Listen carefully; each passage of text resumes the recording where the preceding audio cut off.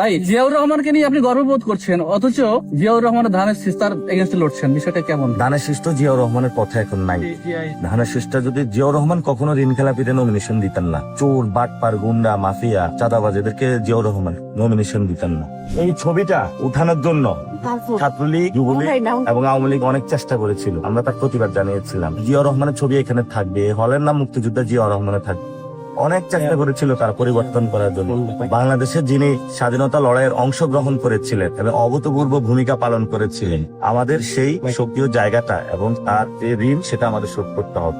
এবং এই হল থেকে কিন্তু রাতের আধারে ছাত্রলীগের বিরুদ্ধে সংগ্রাম করার কারণে রাত 2টার দিকে আমাকে বের করে দিয়েছিল ছাত্রলীগ মেরে। এখন ছাত্রলীগ নাই, এখন এখানে সাধারণ ছাত্ররা খুব শান্তিতে আছে, পড়াশোনা করতেছে। জুলুম যেখানে হবে সেখানেই প্রতিরোধ হবে, জালেম কোথাও থাকবে না। যারা মজলুম তাদের ইনশাল্লাহ ভবিষ্যতে বাংলাদেশ 12 তারিখে পুরা বাংলাদেশ থেকে তাদের যে জুলুমশাহী রাজত্ব ইনশাল্লাহ আমরা শেষ করে দিব।